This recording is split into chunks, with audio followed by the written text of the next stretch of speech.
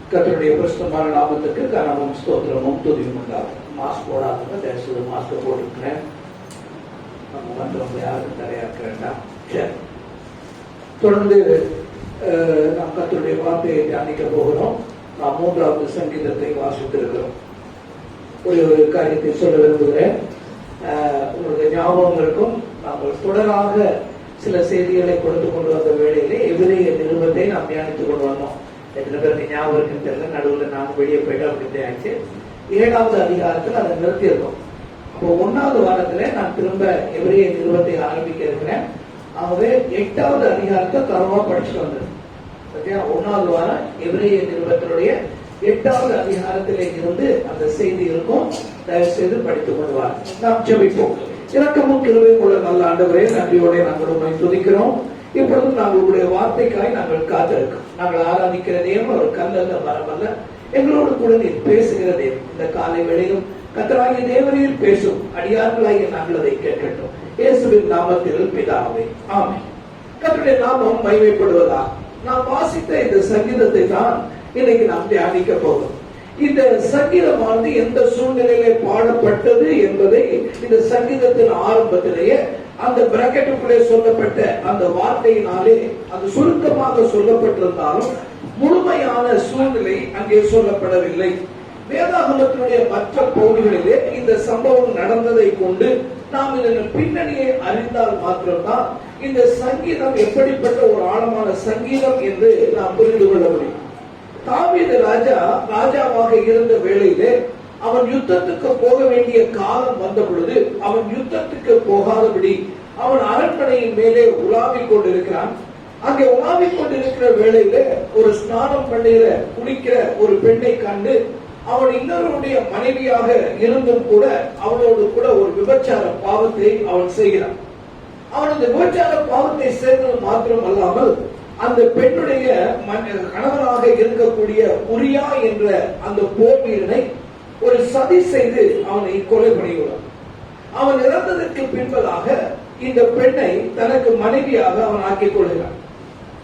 யார் தன்னுடைய குற்றங்களையும் தான் செய்த மீறுதல்களையும் இந்த பாவத்தையும் அறியவில்லை என்று தாவீது நினைத்துக் கொண்டிருக்கிற வேளையிலே தேவனாகிய கர்த்தர் இந்த பொல்லாப்பான காரியத்தை, இந்த பாவத்தை அந்த தாவீது செய்தது தனக்கு மறைவாய் இருக்கவில்லை என்பதை நாத்தான் என்கிற தீர்க்கதரிசியை கொண்டு அவனுக்கு காண்பிக்கிறார்.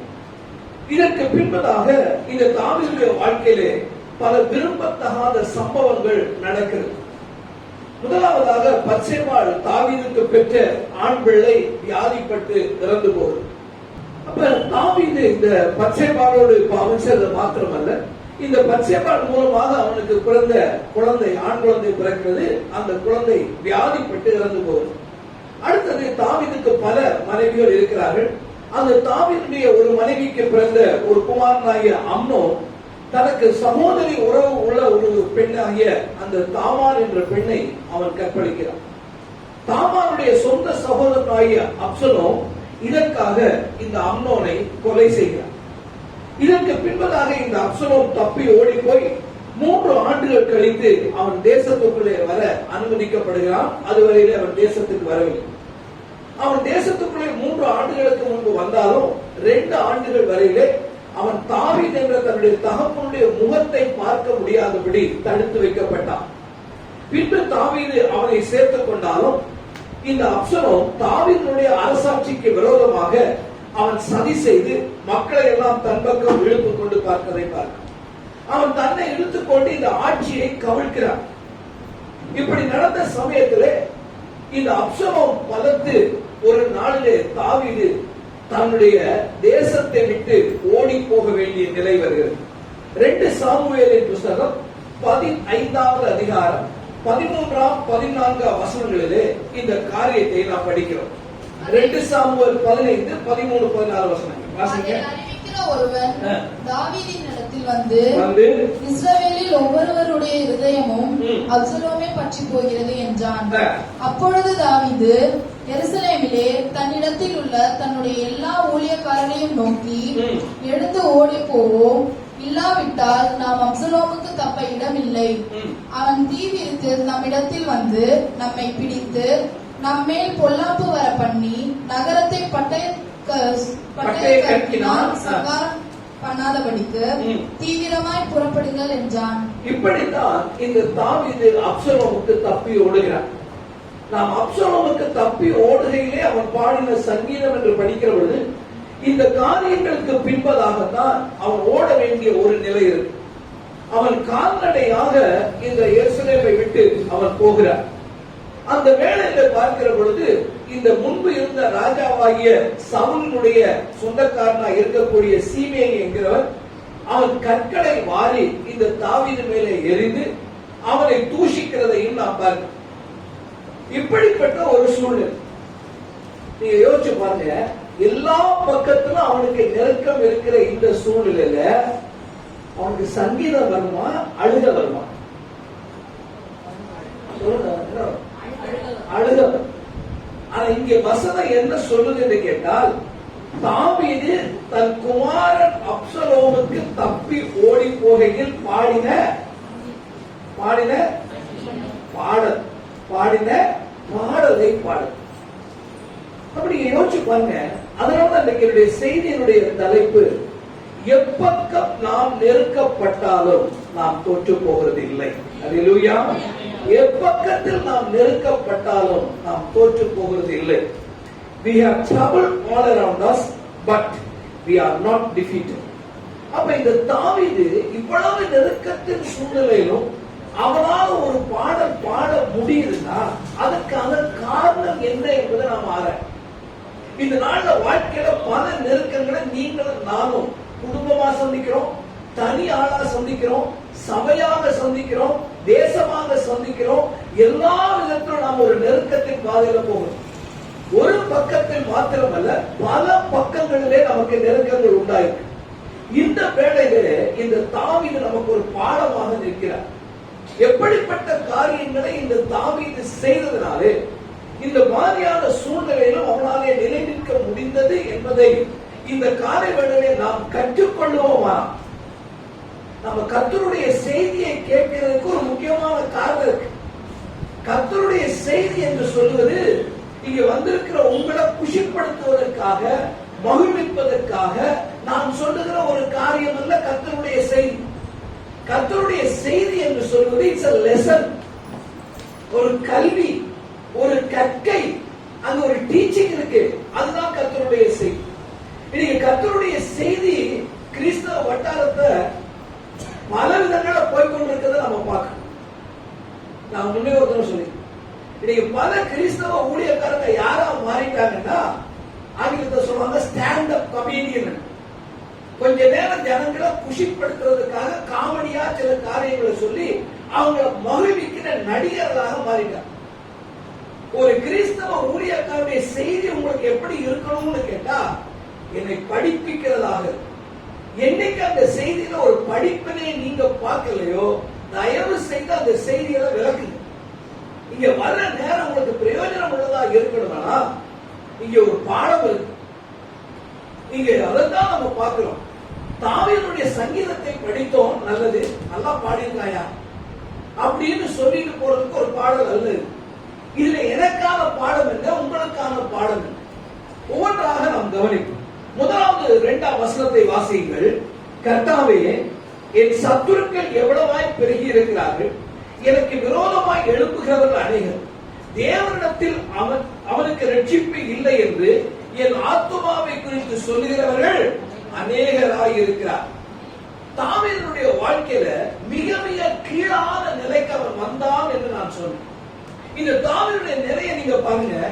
இது நாள் வரையில எதற்காக எல்லாம் அவன் உழைத்தானோ, என்னென்ன கனவுகளை அவன் கண்டு கொண்டிருந்தானோ, யாரெல்லாம் நண்பர்கள் என்று நினைத்திருந்தானோ, யாரெல்லாம் எப்படிப்பட்ட விதத்தில் தனக்கு உதவி செய்வார்கள் என்று நினைத்திருந்தானோ, அவங்க எல்லாமே அப்சலோம் என்று சொல்லுகிற அவனுக்கு துரோகம் பண்ணின மகனோட போய் சேர்ந்துகிறான்.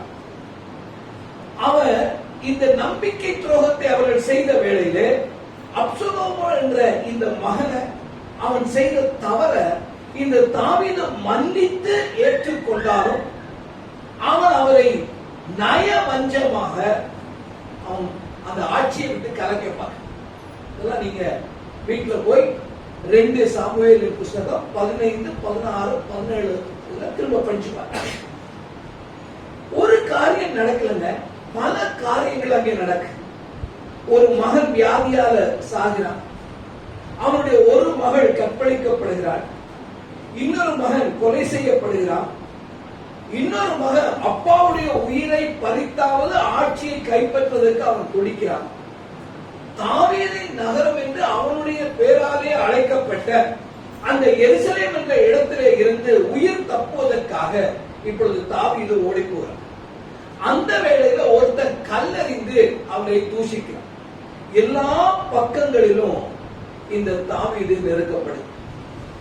இன்னைக்கு ஒருவேளை வீட்டுக்கு போயிட்டு இன்னைக்குள்ள பேப்பரை எடுத்து படிச்சீங்கன்னா இந்த பேப்பர்ல மரணத்தை குறித்து பேசியிருப்பாங்க, கற்பழிப்பு நடந்ததை பற்றி சொல்லியிருப்பாங்க, கொலை நடந்தது அங்கே இருக்கும், ஒரு இடத்துல ஆட்சி கவிழ்ப்பை பற்றி சொல்லியிருப்பாங்க, இடத்தை விட்டு ஜனங்கள் ஓடி போனதை குறித்து பேசியிருப்பாங்க, ஒருத்தரை ஒருத்தர் தூஷிப்பதை குறித்து பேசியிருப்பாங்க. இதெல்லாம் நீங்க பேப்பர்ல நீங்க பார்க்கலாம். ஆனா இது எல்லாம் என்னன்னு கேட்டா ஒவ்வொருவருக்கு நடந்த ஒவ்வொரு சம்பவமா இருக்கும்.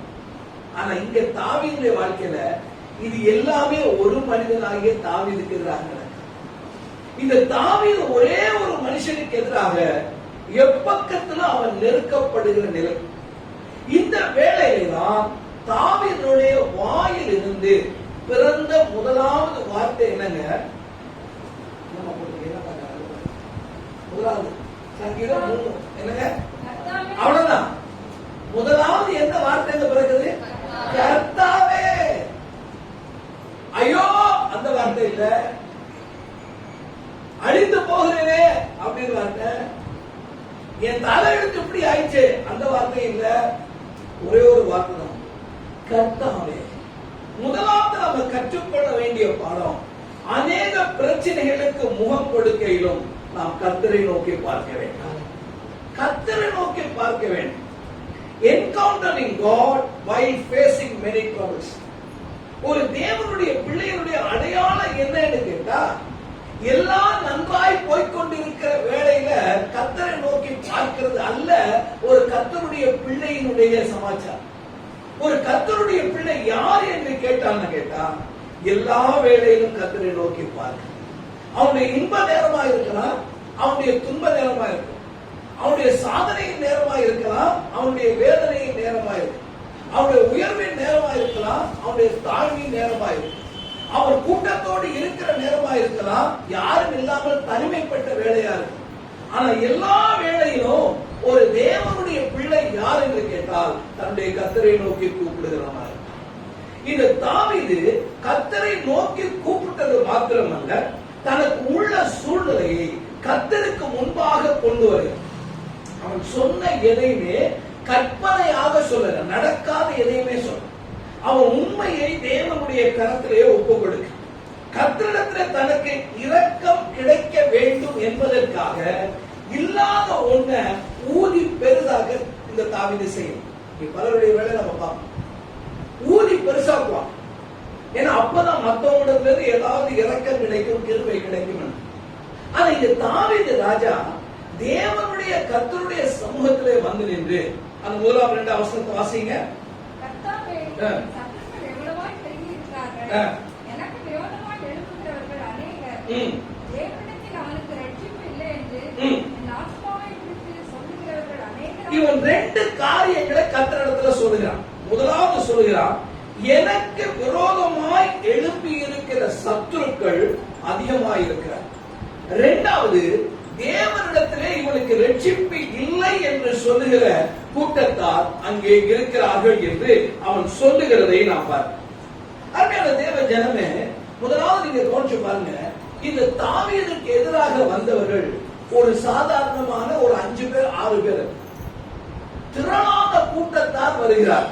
நீங்கள் 2 சாமுவேல் 15ஆம் அதிகாரம் 12ஆம் வசனத்தை படித்தீர்களானால், அப்சலோம் பலிகளை செலுத்தும் போது தாவீதின் ஆலோசனைக்காரனாகிய அகித்தோப்பேல் என்னும் கீலோனியனையும் அவன் ஊராகிய கீலோவில் இருந்து வரவழைத்தான். அப்படியே கட்டுப்பாடு பலத்து ஜனங்கள் அப்சலோம் இடத்தில், அப்சலோம் தாவீதுக்கு எதிராக நிற்கிறான். இப்ப யாருடைய பக்கத்துல ஜனங்க அதிகமா இருக்காங்க? அப்சலோமுக்கு பக்கத்துல இருக்காங்க. நீங்க 2 சாமுவேல் 16வது அதிகாரத்துல 7ஆம் 8ஆம் வசனங்களை படிப்பீர்களானால் இந்த சீமேயை குறித்து பார்க்கிறோம். வாசிங்கம்மா. சீமேயி அவனை தூஷித்து இரத்தப்பிரியனே, ஏலியாவின் மனுஷனே, தொலைந்து போ. சவுலின் ஸ்தலத்தில் ராஜாவான உன்மேல் கர்த்தர் சவுல் வீட்டாரின் இரத்த பழியை திரும்ப பண்ணினார். கர்த்தர் ராஜபாரத்தை உன் குமாரனாகிய அப்சலோமின் கையில் ஒப்புக் கொடுத்தார். இப்போதும் இதோ உன் அக்கிரமத்தில் அகப்பட்டாய், நீ இரத்த பிரியனான மனுஷன் என்றார். ஜனங்கள் கூட்டமாக அவனுக்கு எதிராக இருக்கிறாங்க. இங்கே சீமேயி என்கிறவன் ஒருவனை தூசிக்கிறான்.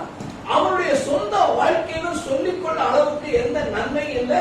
எல்லா பக்கத்திலும் நெருக்கப்பட்ட வேளையிலும் இந்த தாவீது முதலாவது கர்த்தரை நோக்கி பார்த்து தன்னுடைய காரியத்தை கர்த்தரிடத்திலே கொண்டு போகும். கர்த்தருடைய ரட்சிப்பை பெற்று இதை ஆண்டு காலம் இந்த சபைகளுக்குள்ள நாம இருக்கோம். எத்தனையோ வருஷம் ஆச்சு. இன்னைக்கு இங்க இருக்க யாருமே நேற்று கிறிஸ்தவர்கள் ஆனவங்க இல்ல. எத்தனையோ செய்திகளை கேட்டாச்சு, எத்தனையோ அனுபவங்களுக்கூட நடந்து வந்தாச்சு. இந்த தேவனாகிய கர்த்தர் செய்த அற்புதங்களை அதிசயங்களை நம்முடைய வாழ்க்கையில ருசிச்சாச்சு. ஆனா இன்னைக்கு தேவைக்கும் ஒரு பிரச்சனை நெருக்கன்னு வந்தா முதலாவது தேவனை தேடுதலாக நம்மள எத்தனை பேர் மாறிட்டோம்? முதலாவது தேவனை தேடுறவங்கள எத்தனை மாறிட்டோம்? தாவீது இவ்வளவு சூழ்நிலை இருக்கு, இவ்வளவு நெருக்கம் இருக்கு, எல்லா பக்கத்துல நெருக்கப்படுகிறான். ஆனா அந்த வேளையில ஏதோ ஒரு மனுஷனிடத்துல ஓடினானோ, வேற எங்கேயோ போய் நின்றுகிட்டு இந்த காரியத்தை சொன்னானோ நாம் இந்த வேதத்திலே படிக்க முடியாது. அவன் கர்த்தருடைய சமூகத்திலே தேவனிடத்துல இந்த காரியத்தை கொண்டு வருகிறான். நம்முடைய ஆண்டவராகிய இயேசு எடுத்து பாருங்க. ஆண்டவராகிய இயேசுக்கு இப்படித்தான் சம்பவிக்கும். ஆண்டவராகிய இயேசுக்கு தெரியுங்க, நான் யூதாசினாலே காட்டி கொடுக்கப்பட போகிறேன், பேதுருவினாலே மறுதலிக்கப்பட போகிறேன், சீஷர்கள் விட்டு விட்டு ஓடி போக போகிறார்கள், ஆலோசனை சங்கத்தார் வாரினாலே அடிக்க போகிறார்கள், போர் சேவர்கள் முள்முடியை பின்னி அவரை தூஷித்து முகத்திலே துப்ப போகிறார்கள், குட்ட போகிறார், அவர் மரண ஆக்கினைக்குள்ளாக தீர்ப்பிடப்பட போகிறார், தேவனுடைய குமாரனானால் சிலுவையில் இருந்து இறங்கி வா என்று பரிகசிக்கப்பட போகிறதெல்லாம் இயேசுக்கு தெரியும். ஆனால் சிரித்த வேளையிலும் ஆண்டவராகிய இயேசு எஸ்தமனே தோட்டத்திலே பிரவேசிக்கிறார். அங்கே முழங்கால் படியிட்டார். என்ன செய்தார்? பிதாவே என்று அழைத்தார். அல்லேலூயா. பிதாவே என்று அழைத்தார். இதான் நமக்கான பாடம். நீங்க வாசிங்க சங்கீதம் 18ஆம் சங்கீதத்துடைய 6ஆம் வசனத்துடைய முதல் பகுதி பாருங்க. எனக்கு உண்டான நெருக்கத்திலே கர்த்தரை நோக்கி கூப்பிட்டு என் தேவனை நோக்கி அபயமிட்டேன். எனக்கு உண்டான நெருக்கத்துல நான் என்னங்க செய்தேன்? அம்மா வீட்டுக்கு போன் பண்ணுங்க. அம்மா என் வீட்டுல நிலைமை தெரியுமாமா? இதோ வந்துட்டு இருக்கேன், இதோ வர்றேன், இது 5 பேரை கூட்டிட்டு வர்றேன். யோசிச்சு பாருங்க. மாமியாருக்கு போன் பண்ற, மருமகனுக்கு போன், என்னெல்லாம் நடக்குது? யாரு வீட்டுல நடக்குது? வேற இல்ல, கர்த்தரை அறிந்த பிள்ளைங்க. அப்பா 3ஆம் சங்கீத பாடமா நாங்க சொல்லாமையா? இந்த தாத்தா காலத்துல இருந்து நாங்க சொல்லிட்டு வரோம். வாழ்க்கையில ஒண்ணே இன்னைக்கு கிறிஸ்தவ வட்டாரம் மற்றவர்களால பரிகசிக்கப்படுறதுக்கு காரணம் என்ன தெரியுமா? வேதம் இருக்கு, அந்த வேதத்தின்படி நடக்கிற கிறிஸ்தவம் இல்லைங்க. வேதத்தின்படி நடக்கிற கிறிஸ்தவம் இல்ல. கூத்தாட்டமும் கிறிஸ்தவம் இல்லைங்க. வசனத்தின்படி நடக்கிறதா கிறிஸ்தவம். என் நெருக்கத்தில் நான் முதலாவது என்ன செய்யணும்? இன்னைக்கு அது வரணுங்க. எப்படி வரும் தெரியுமா? தாவீத படிச்சோம்னா நமக்கு வருது. நம்ம புள்ள படிச்சான்னா அவனுக்கு வரும். நம்ம புள்ள என்ன பார்க்கறான்? நெருக்கம் வருது, நாம கேட்கறோம். கொஞ்சம் அவசரமா காசு எடுத்து தண்ணியை கட்டு மறுபடியில் போவோம். இதை நம்ம டயலாக் இந்த டயலாக என் பையன் கேட்கணும். அவனுக்கு கஷ்டப்படும் போது எனக்கு அப்புறம் வேற ஏதாவது செய்யணும். எனக்கு நெருக்கம் வருது, வைப்பை கூப்பிடுறோம், ஆமா கொஞ்சம் நெருக்கமா இருக்கு, ரெண்டு உட்காந்து ஜெபம் பண்ணிடுவோம். ஆனா அவன் பார்த்தான்னா அவன் வாழ்க்கைக்குள்ள என்ன வரும்? அந்த உதாரணம் இருக்குதாங்க நம்ம வாழ்க்கையில. தாவீதை படிச்சோமே, சங்கீதத்தை படிச்சோமே, முதலாவது நான் கர்த்தரை கூப்பிடணுங்கிற எண்ணம் என்னைக்கு வருதோ அன்னைக்கு தாங்க நாம சரியான கிறிஸ்தவத்துக்கு போவாங்க. இரண்டாவது காரியத்துக்கு இரண்டாவதாக நீங்கள் பார்ப்பீங்களா, 3-4 வசனத்தை வாசிங்க. ஆனாலும் கர்த்தாவே நீர் என் கேடகமும் என் மகிமையும் என் தலையை உயர்த்துகிறவருமாய் இருக்கிறீர். நான் கர்த்தரை நோக்கி சத்தமிட்டு கூப்பிட்டேன், அவர் தமது பரிசுத்த பர்வதத்தில் இருந்து எனக்கு செவி கொடுத்தார். இரண்டாவது நீங்க பாத்தீங்கன்னா இந்த நெருக்கத்தின் நேரத்திலும் இந்த தாவீது என்ன செய்தான் என்று கேட்டால், அநேக பிரச்சனைகளுக்கு முகம் கொடுக்கையிலும் கர்த்தர் யார் என்பதை அவன் அறிக்கையிட்டான்.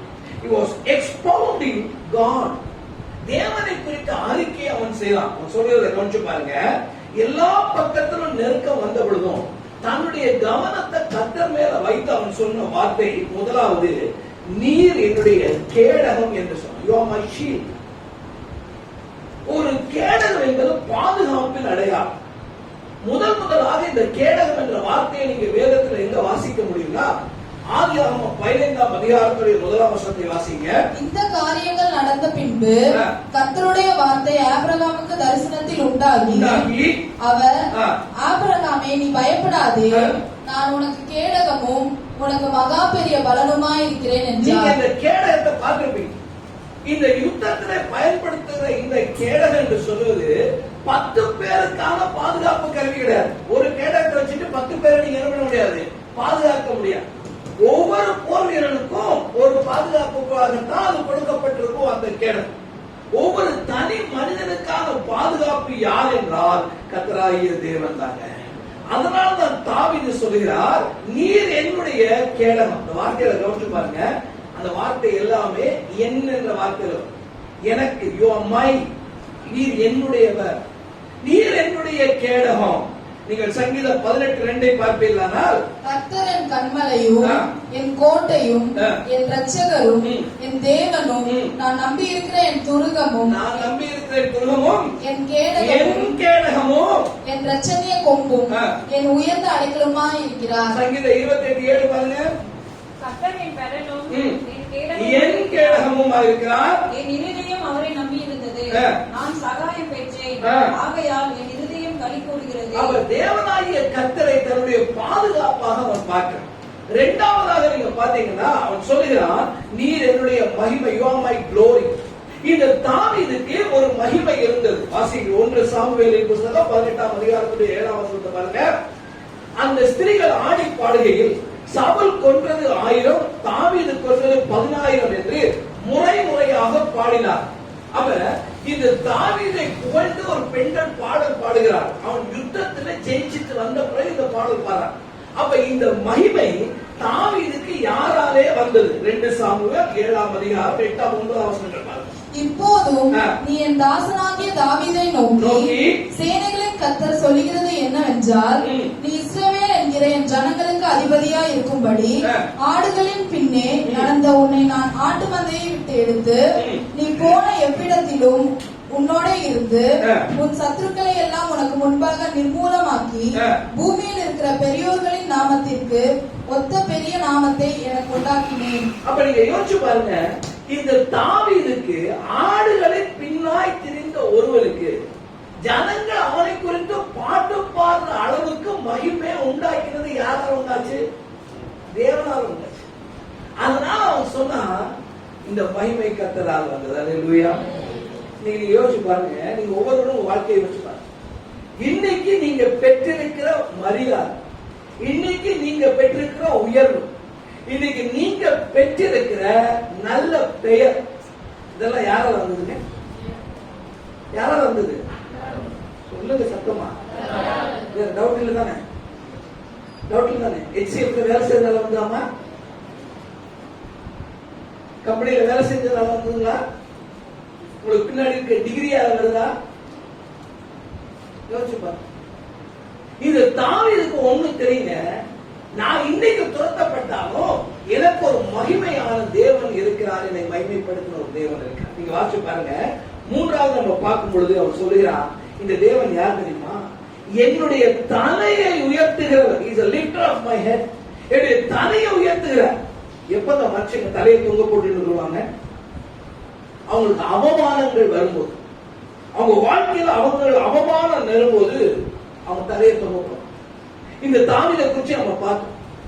எவ்வளவு அவமானம், பிள்ளை செத்து போகுது, அடுத்தது ஒரு பையன் தன்னுடைய சகோதரியை கற்பழிக்கிறான், ஒரு பையன் கொலை பண்ணப்படுறான், ஒருத்தன் ஓடி போறான், இப்ப அவனுடைய மகன் வந்து அப்பாவுடைய ராஜ்யத்தை பிடிக்க போறான்.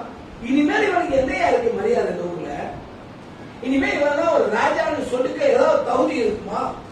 இப்ப அவன் தலைய தொங்க போடுகிற நிலைமை, அவனை பார்த்து கேள்வி கேட்கிறவங்க அநேகம். ஆனால் தாவீதுடைய தேவன் யார் என்பதை தாவீது அந்த நேரத்தில் தான் பார்க்கணும். இந்த தேவன் யார் என்று சொன்னா, என் தலையை உயர்த்துகிற தேவன். அப்படி சரியான அர்த்தம் என்ன தெரியுமா? என்னுடைய வாழ்க்கைய மீண்டும் கட்டி எழுப்புகிற தேவன். எத்தனை அவமானத்துக்குள்ள போனாங்க, is a God of restore. திரும்ப கட்டி எழுப்புகிற தேவன். அரண்மனையை விட்டு போனான், ஆட்சியை விட்டு போனான். ஆனா ஒரு நாள் வந்ததுங்க, எந்த ஜனங்கள் அப்சலோமோட இருந்தாங்களோ அந்த ஜனங்கள் ஒரு நாள்ல திரும்ப அவனை போய் கூட்டிட்டு வந்து திரும்ப தாவீதை அவனுடைய ஸ்தானத்திலே ராஜாவாக்கிறார். ஆண்டவராகிய இயேசு பிரதான ஆசாரியருடைய அரண்மனையிலே அவமானப்படுத்தப்படுகிறார். வாசிங்க மார்க் 14ஆம் அதிகாரத்திலே 65ஆம் வசனம். அப்பொழுது பிரதான ஆசாரியரும் ஆலோசனை சங்கத்தார் அனைவரும் இயேசுவை கொலை செய்யும்படி அவருக்கு, அப்பொழுது சிலர் அவர் மேல் துப்பவும் அவருடைய முகத்தை மூடவும் அவரை குட்டவும் ஞான திருஷ்டியினாலே பார்த்து சொல் என்று சொல்லவும் தொடங்கினார்கள். வேலைக்காரரும் அவரை கன்னத்தில் அறைந்தார்கள். யோசிச்சு பாருங்க, இயேசுடைய அவமானத்தை கவனிச்சுப்பாங்க. வேலைக்காரன் கன்னத்துல அறையும், முகத்துல துப்புறான். ஆனா முடிவு என்ன தெரியுமா? நீங்க பிலிப்பியர் 2ஆம் அதிகாரம் 9ஆம் வசனத்திலிருந்து 11ஆம் வசனம் வரைக்கும் பாருங்க. ஆதலால் தேவன் எல்லாவற்றிற்கும் மேலாக அவரை உயர்த்தி இயேசுவின் நாமத்தில் வானோர் பூதலத்தோர் பூமியின் கீழானோருடைய முழங்கால் யாவும் முடங்கும்படிக்கும் பிதாவாகிய தேவனுக்கு மகிமையாக இயேசு கிறிஸ்து கர்த்தர் என்று நாவு யாவும் அறிக்கை பண்ணும்படிக்கும் எல்லா நாமத்துக்கு மேலான நாமத்தை அவருக்கு தந்தருளினார். இயேசுடைய தலை உயர்த்தப்பட்டா உயர்த்தப்படலையா? அவமானப்படுத்தப்பட்டாரா படலையா? ஆனா அவமானப்படுத்தின அவர்களே அவன் முடிவா என்னாச்சுன்னு கேட்டா, எல்லா நாமத்திற்கும் மேலான நாமமும் அவருடைய நாமத்துக்கு முழங்கால்கள் யாவும் முடங்கும்படியாக தேவன் செய்தார். நெருக்கத்தின் நேரத்தில் 4வது அவர் சொன்ன காரியம் என்ன தெரியுமா? என் ஜெபத்தை அவர் கேட்கிறார். You are the hearer of my prayer. 4ஆம் வசனம் பாருங்க. நான் கர்த்தரை நோக்கி சத்தமிட்டு கூப்பிட்டேன். நல்லா கவனிங்க, இந்த சம்பவங்கள் நடக்கிற காலத்துல ஆலயம் இன்னும் எருசலேம்ல கட்டப்படுது. ஆசரிப்பு கூடாரம் மாத்திரம் தான் இருக்கும். அந்த ஆசரிப்பு கூடாரத்துல தேவனுடைய உடன்படிக்கை பெட்டி இருக்கிறது. இப்பொழுது தாவீது கால்நடையாக அந்த நகரத்தை விட்டு அவர் புறப்பட போது இந்த உடன்படிக்கை பெட்டியை சுமக்கிற ஆசாரியர்கள் அந்த உடன்படிக்கை பெட்டியை எடுத்துட்டு தாவீதுல வர்றாங்க. நீங்க 2 சாமுவேல் 15:25 பாருங்க. ராஜா சாதோக்கை நோக்கி, தேவனுடைய பெட்டியை நகரத்துக்கு திரும்ப கொண்டு போ, கர்த்தருடைய கண்களில் எனக்கு கிருபை கிடைத்ததானால் நான் அதையும் அதன் வாசஸ்தலத்தை பார்க்கிறதற்கு என்னை திரும்பி வர பண்ணுவார். இருக்கா இல்லையா? 2 சாமுவேல் 15:25. அப்ப இந்த நெருக்கப்பட்ட நேரத்திலும் தாவீது எதன் மேல நம்பிக்கை வைத்தான் தெரியுமா? ஜெபத்தை கேட்கிற ஒரு தேவன் மேலே அவன் நம்பிக்கை வைக்கிறான். நீங்க வாசிங்க 2 சாமுவேல் 15:30 பாருங்க.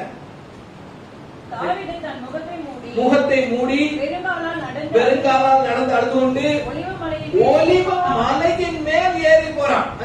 அவனோடு இருந்த சகல ஜனங்களும் முகத்தை மூடி அழுது கொண்டு ஏறினார்கள். இந்த வேளையில தாவீது ஒரு சின்ன ஜெபம் பண்ணான். ஒரு சின்ன ஜெபம் தான் பண்றான். நீங்க 2 சாமுவேல் 15:32 பாருங்க. அப்சலோமுடைய கட்டுப்பாடு பண்ணினவர்களுடன் அகித்தோப்பேலும் சேர்ந்திருக்கிறான் என்று தாவீதுக்கு அறிவிக்கப்பட்ட பொழுது தாவீது, கர்த்தாவே, என்னங்க ஜெபம்? 1 மணி நேரம் ஜெபமா? 1.25 மணி ஜெபம் பண்றானா? இல்ல. என்னங்க ஜெபம் சொல்லுங்க. கர்த்தாவே, ஜெபத்துல முதலாவது ஆரம்பம் என்ன? கர்த்தாவே, அகித்தோப்பேலின்.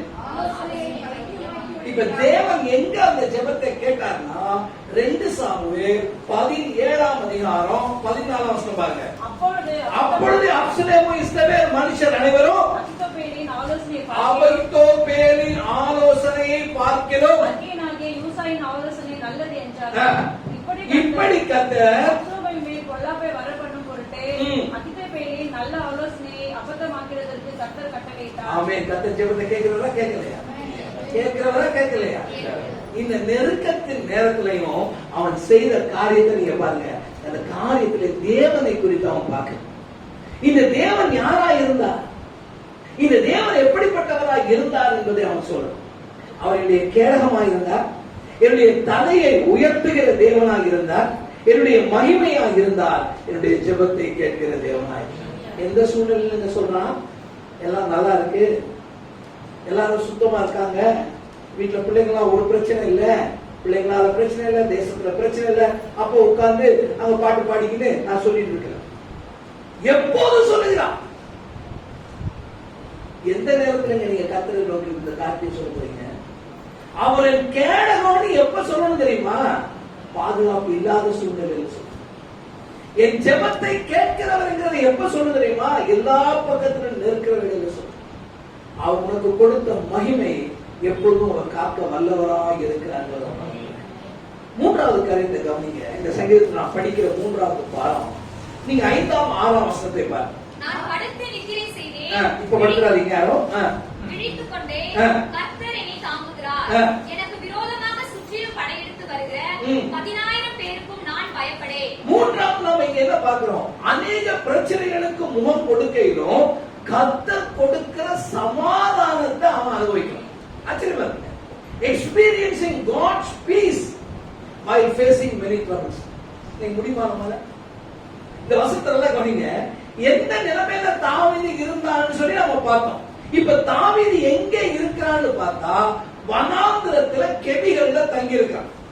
அரண்மனைகளில உறங்கின ஒரு மனுஷன் இப்ப நிலைமை இப்படி ஆனதுனால தேசத்தை விட்டு ஓடி போய் மலைகளுக்கு ஓடி போய் வனாந்திரங்களுக்கு ஓடி போய் கெபின்னு சொன்னா குகை, இந்த குகைகளுக்குள்ள தங்குறான்.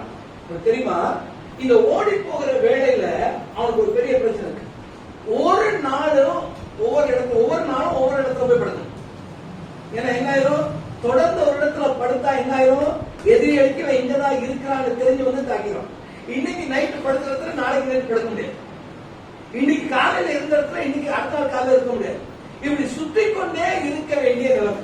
அப்படி இருக்கிற இடத்துல எப்ப தாக்குவாங்கன்னு தெரியாது, எந்த நேரத்துல தாக்குவாங்கன்னு தெரியாது, உறங்குறதுக்கான சரியான வசதியும் இல்ல. தூக்கம் வருமா? நம்ம ஆளுங்க சொல்லிருக்காங்க ஊருக்கு புறத்துல தூங்க முடியல. இது எனக்கு எந்த தலைமாடி நான் கொண்டு வந்த தலைமாடி இருப்பாங்க, நான் கொண்டு வந்தேன் அது நாளை அது 5 வயசுல இருந்து இந்த தலைமாடி தான் படுத்துட்டு இருக்கேன். எப்போ வரைக்கும் படுக்கக்கூடிய தெரியல, போற வரைக்கும் படுக்கக்கூடிய என்னன்னு தெரியல. அது நான் அதை விட மாட்டேன். அதுல படுத்தா தான் எனக்கு என்ன செய்யும்?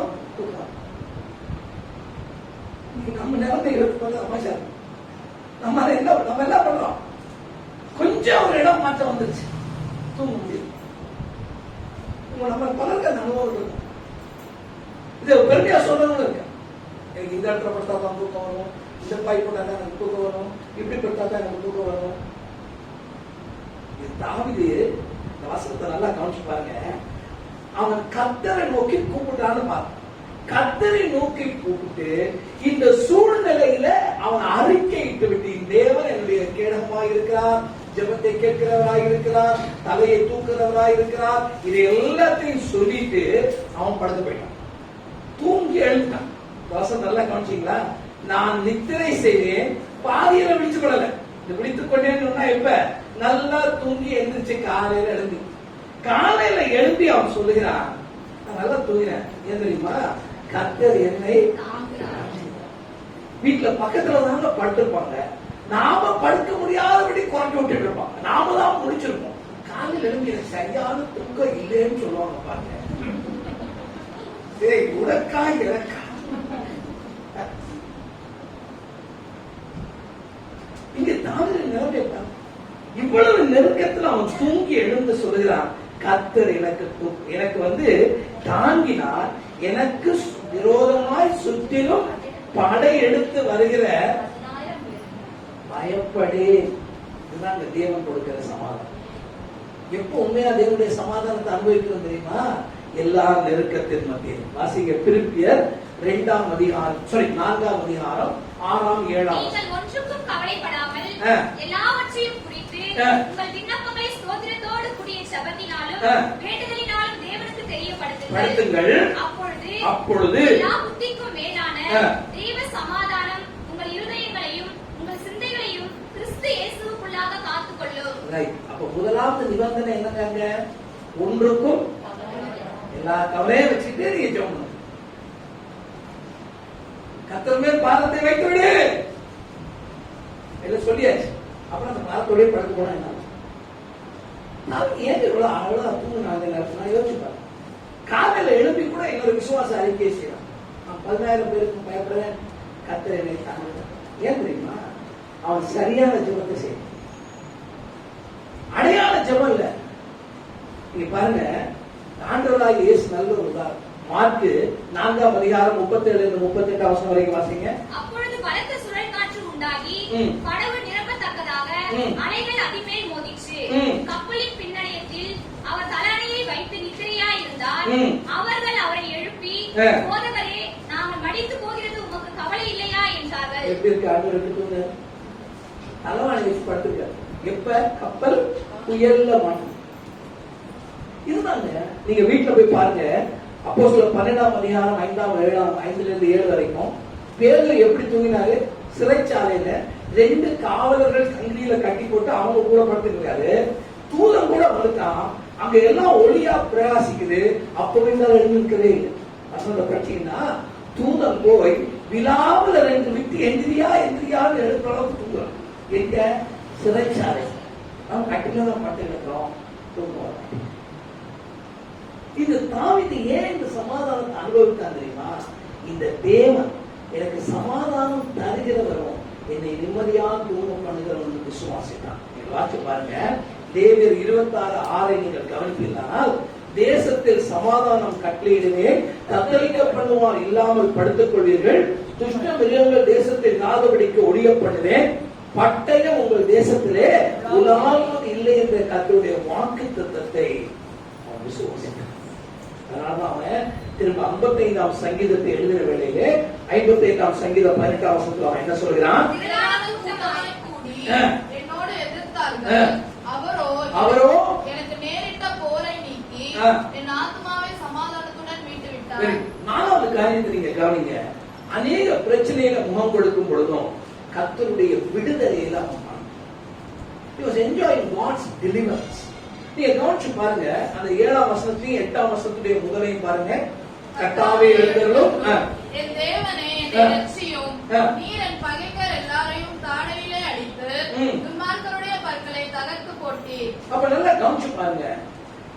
அடுத்த வாசிக்க, ரட்சிப்பு கர்த்தருடையது, தேவனுடைய ஆசீர்வாதம் உம்முடைய ஜனத்தின் மேல் இருப்பதாக. அப்ப நீங்க இந்த முதல் பகுதியை நீங்க பார்க்கிற பொழுது அவன் தேவனை நோக்கி, நீர் என்னுடைய கேடகம், நீர் என்னுடைய மகிமை, நீர் என்னுடைய தலையை உயர்த்துகிறவா இருக்கிறது என்று அவன் சொன்ன வேளையில அவன் தனி ஆளாக இல்லை.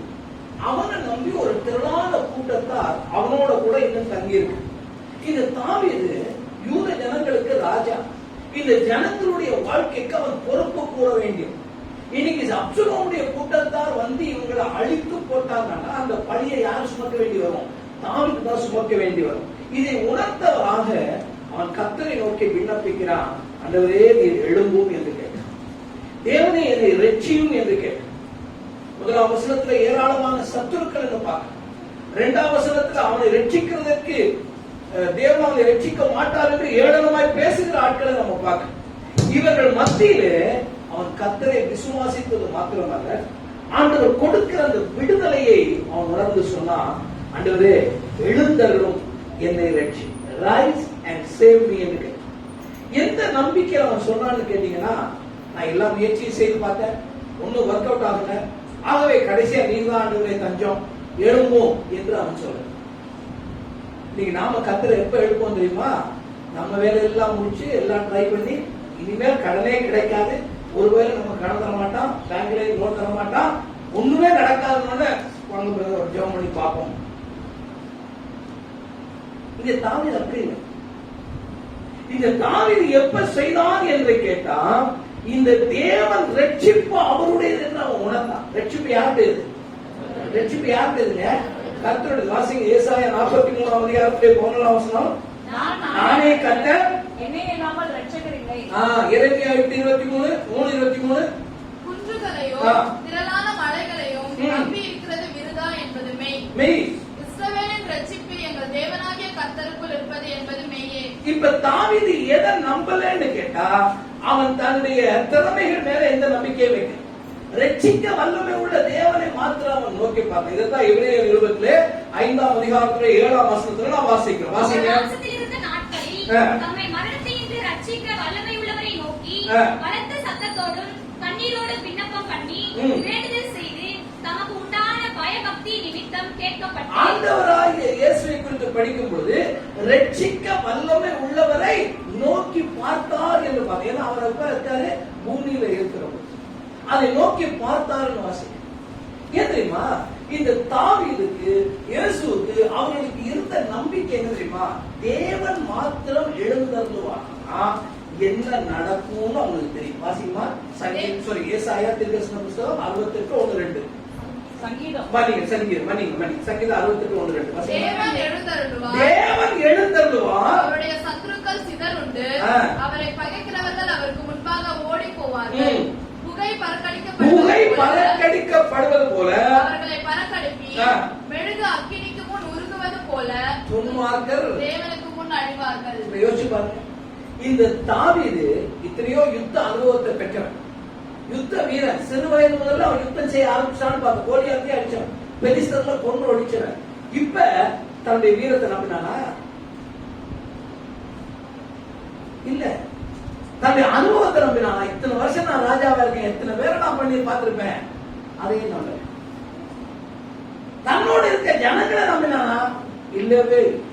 காரணம் ஒண்ணு தெரியும், நான் ரட்சிக்கப்பட வேண்டுமானால், நான் காப்பாற்றப்பட வேண்டுமானால் அதை செய்ய வந்தவர் தேவன் ஒருவரே. ரட்சிப்பு யாருடையதுங்க? கர்த்தருடையதுன்னு பார்க்கணும். அதனாலதான் நெருக்கப்பட்ட வேளையிலும் தேவன் கொடுக்கிற விடுதலையின் மேல நம்பிக்கை வைத்தானே தவிர தன்னால இந்த விடுதலையை பெற்றுக்கொள்ள முடியும். கடைசியா இது சூழ்ந்த வேளையிலும், இந்த நெருக்கத்தின் நேரத்திலும், அநேக பிரச்சனைகளுக்கு முகம் கொடுக்கிற வேளையிலும் இந்த தாவீது செய்வது என்ன தெரியுமா? கர்த்தருடைய ஆசீர்வாதத்தினாலே அவர் கூட நீங்க வாசிச்சு பாருங்க. 8ஆம் வசனத்துடைய 2ஆம் பகுதி என்ன சொல்லுது? தேவனுடைய ஆசீர்வாதம் இதாங்க தாவீதுடைய இறுதி கோரிக்கை. the last request என்னன்னு கேட்டா, தேவனுடைய ஆசீர்வாதம் உங்களுடைய ஜனத்தின் மேல் இருப்பதா. நீங்க கொஞ்சம் ஆங்கிலத்துல படிக்கும் போது ரொம்ப சிறப்பா இருக்கும். அங்க சொல்லப்பட்டது என்னன்னு கேட்டா, மே your blessings be on your people. உம்முடைய ஆசீர்வாதம் உம்முடைய ஜனத்தின் மேல் இருப்பதா. இது சரியாக நம்ம ஆராய்ந்து பார்த்தோம்னா இது அர்த்தம் என்ன தெரியுமா? தாவீது தான் இந்த ஜனங்களுக்கு ராஜாவா இருக்கிறான். இந்த ஜனங்கள் தாவீதுக்கு கீழே தான் இருக்கிறாங்க. உண்மையான ராஜா தாவீதா? உண்மையா இந்த ஜனங்கள் தாவீதுடைய ஜனங்களா? இல்லவே. உண்மையாக யாருடைய ஜனங்கள்? அவர் கர்த்தருடைய ஜனங்கள். அவருடைய உண்மையான ராஜா யாரு? இப்ப இந்த காரியத்தை கர்த்தர் செய்யாவிட்டா இந்த ஜனத்துக்கு ஒரு நன்மை ஏற்பட போறது இல்லை என்பதை இந்த தாவீது, இங்கதான் தாவீது தன்னுடைய ஜனத்தை குறித்து அவன் பேசுறான். நல்லா பாருங்க. இந்த முற்பிதாக்களுக்கு தேவன் வாக்கு பண்ணின இடத்துலதான் இப்ப இந்த தாவீதும் அவனுடைய ஜனங்களும் இருக்கிறாங்க. முற்பிதாக்களுக்கு தேவன் வாக்கு பண்ணி நிலங்களை பிரிச்சு கொடுத்து அவனுடைய சந்ததியா வாழ்ந்துருக்காங்க. இப்ப அப்சலோமுக்கு தப்பி ஓடும் போது எதை விட்டு ஓட வேண்டியதா போச்சு? நம்மளுடைய நிலத்தை விட்டு ஓடி போச்சு. இந்த நிலத்துக்கான ஆசீர்வாதத்தை தாவீதா கொடுத்தான், மோசேயா கொடுத்தாரு, யோசுவாவை கொடுத்தாரு. இல்ல, முற்பிதாக்களுக்கு ஆணையிட்டு தேவன் கொடுத்த ஆசீர்வாதத்துல இருந்து இப்ப விலக்கும்படி ஆள் வந்தாச்சு. யார் வந்திருக்கா? அப்சலோம் இருக்கா.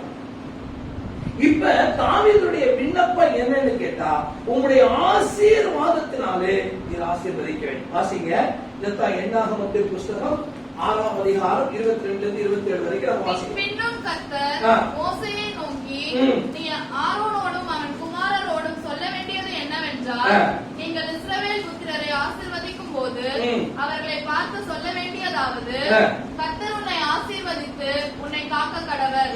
கர்த்தர் தம்முடைய முகத்தை உன்மேல் பிரகாசிக்க பண்ணி உன்மேல் கிருபையா இருக்க கடவர். கர்த்தர் தம்முடைய முகத்தை உன்மேல் பிரசன்னமாக்கி உனக்கு சமாதானம் கட்டளையிட கடவர் என்பதே.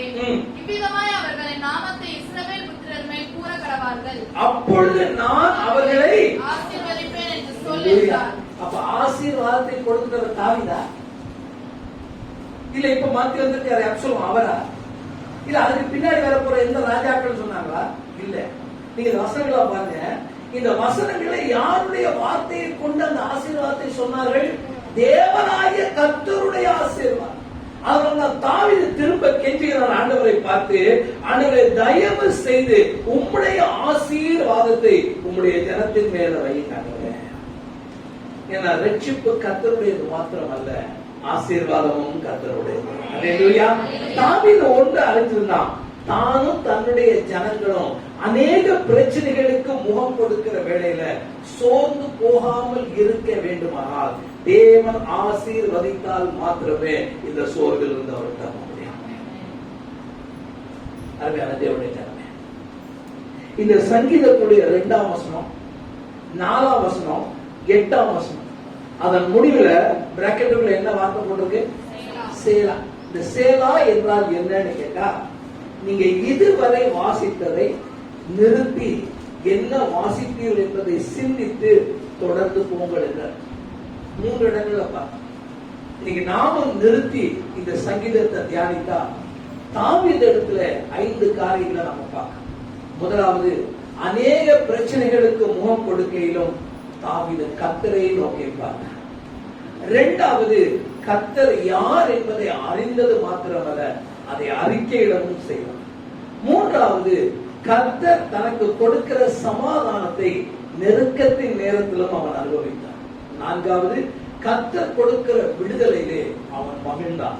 5வது, கர்த்தர் கொடுக்கிற ஆசீர்வாதத்தினாலே அவனும் அவன் ஜனங்களும் மூடப்பட வேண்டும் என்று கர்த்தரிடத்திலேயே விண்ணப்பித்தான். முடிவாக நீங்க அந்த பகுதிகளை வீட்டுல போய் படித்து பாருங்க. கர்த்தர் அநேக பிரச்சனைகளுக்கு முகம் கொடுத்த வேளையிலே அவன் கர்த்தரை நோக்கி பார்த்து அவன் ஜெபித்ததுனாலே கர்த்தருடைய ஜெபத்துக்கு என்ன செய்தார்? பதில் அளித்தார். கர்த்தருடைய நாமம் மகிமைப்பட்டது. தாவீது மகிழ்ச்சியானார், ஜனங்கள் ஆசீர்வதிக்கப்பட்டார். உனக்கு கவனிங்க பிரியமானே, எல்லாரும் கவனிங்க.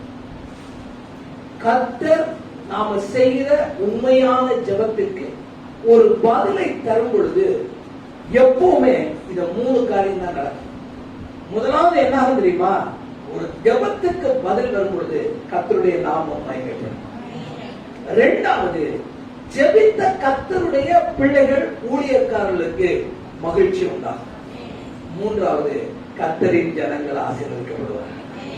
ஆங்கிலத்தில் வெகு அழகாக சொல்லப்படும், in every instances when prayer is answered, God's name gets glorification, God's servants and God's people who pray gets the joy, God's people get the blessings. Hallelujah. அருமையான தேவ ஜனமே, தேவ சங்கீதம் நமக்கு ஒரு பாடம். நெருக்கப்படும் நாட்களிலே கர்த்தரே நமக்கு தஞ்சம். கண்களை மூடுவோம், எழுந்து நிற்போம், நாம் ஜெபித்து முடிக்கிறோம். இரக்கமும் கிருபையும் உள்ள நல்ல ஆண்டவரே, இந்த நாளில் இந்த சங்கீத பகுதியை பல நாட்கள் நாங்கள் வாசித்திருந்தால் இதில் இருக்கிற இந்த பாடத்தை கற்றுக்கொள்ள இன்றைக்கு நீர் எங்களுக்கு பாராட்டின எல்லா கிருபைக்காக மக்கள் நன்றி சொல்றோம். ஒரு தேவனுடைய பிள்ளை நெருக்கப்படுகிற காலத்திலே எப்படி நடந்து கொள்ள வேண்டும் என்ற ஒரு பாடத்தை எங்களுக்கு நீர் வைத்திருக்கிறோம். இன்னைக்கு எங்கள் வாழ்க்கையில பல பக்கங்களிலே நாங்கள் நெருக்கப்படலாம் ஆண்டவரே.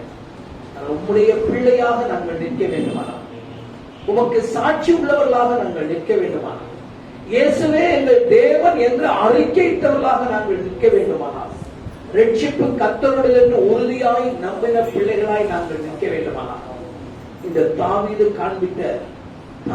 காண்பித்த இந்த உறுதியை பின்பற்றி நாங்கள் விசுவாச பயணத்திலே தொடர எங்களுக்கு உதவி செய்வோம்.